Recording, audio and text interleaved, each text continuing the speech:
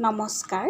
আজি মোৰ এটি স্বৰচিত কবিতা আবৃত্তি কৰিবলৈ আগবাঢ়িছোঁ।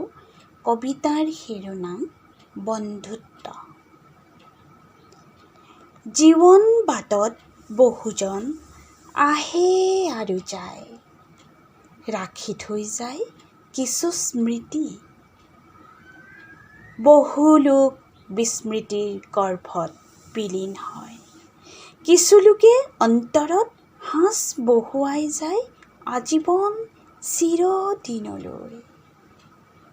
ক্ৰমে মৰম বাঢ়ে, আন্তৰিকতাই স্থান পায় হৃদয়ৰ নিভৃত কোণত। হয়তো সেয়াই প্ৰেম, হয়তো এয়াই আন্তৰিকতা। এই প্ৰেম আজন্ম আন্তৰিকতাৰে অৰ্জিত এক বন্ধুসুলভ প্ৰেম। বন্ধুত্বৰ এনাজৰীডাল সুদৃঢ় কৰাৰ প্ৰেম। এই প্ৰেম দুচকুৰ মিলন নোহোৱাকৈয়ে হোৱা দুখন হৃদয়ৰ প্ৰেম। দুটা অভিন্ন মনৰ মণিকাঞ্চন সংযোগৰ প্ৰেম।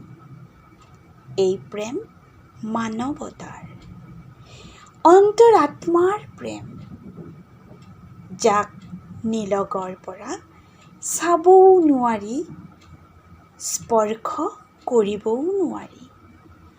এই প্ৰেম সাধনাৰ, হয়তো ঈশ্বৰ প্ৰদত্ত প্ৰেম।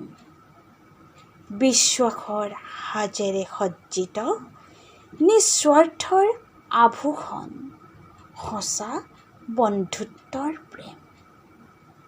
নমস্কাৰ।